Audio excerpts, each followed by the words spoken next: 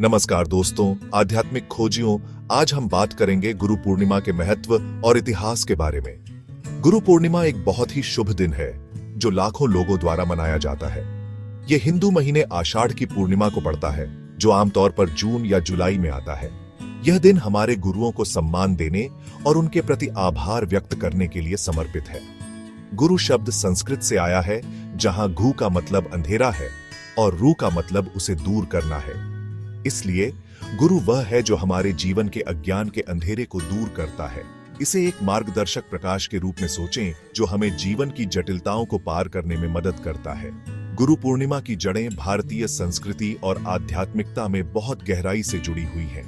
ऐसा कहा जाता है कि पहले गुरु या आदि गुरु भगवान शिव के अलावा कोई नहीं थे। इस दिन माना जाता है कि उन्होंने अपने डिसाइपल्सों सप्तर्षियों को योग का ज्ञान दिया था।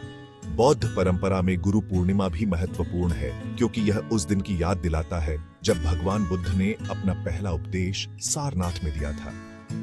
भारतीय शिक्षा जगत में इस दिन को व्यास पूर्णिमा के रूप में मनाया जाता है। यह दिन महाभारत के लेखक और एक पूजनीय ऋषि वेद व्यास के सम्मान में मनाया जाता है। छात्र और विद्वान अपने टीचरों और गुरुओं को श्रद्धांजलि देते हैं, उनके दिमाग और जीवन को आकार देने में उनकी महत्वपूर्ण भूमिका को स्वीकार करते हैं। समय के साथ साथ गुरु पूर्णिमा मनाने के तरीकों में बदलाव आया है।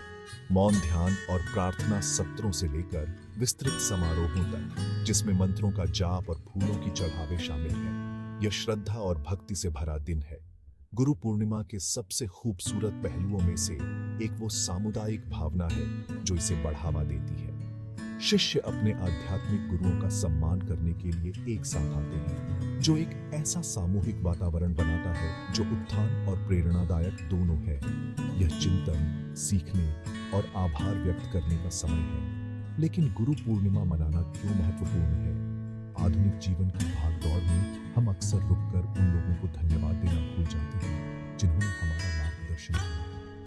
यह दिन हमें अपना आभार व्यक्त करने की याद दिलाता है, सिर्फ वर्डों में नहीं, बल्कि अपने कार्यों और प्राप्त शिक्षाओं के प्रति समर्पण के माध्यम से। अगर आप सोच रहे हैं कि आप गुरु पूर्णिमा कैसे मना सकते हैं, तो यहाँ कुछ आसान सजेशंस दिए गए हैं।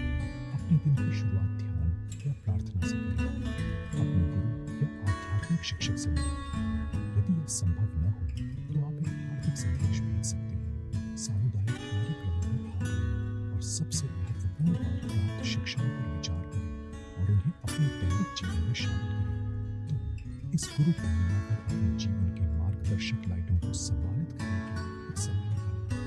याद रखें, गुरु कोई भी हो सकता है जो आपके लिए ज्ञान का स्रोत है। आइए ज्ञान और आत्मज्ञान की यात्रा को एक साथ मनाएं। देखने के लिए धन्यवाद और आपके आध्यात्मिक पथ पर प्रकाश मिले।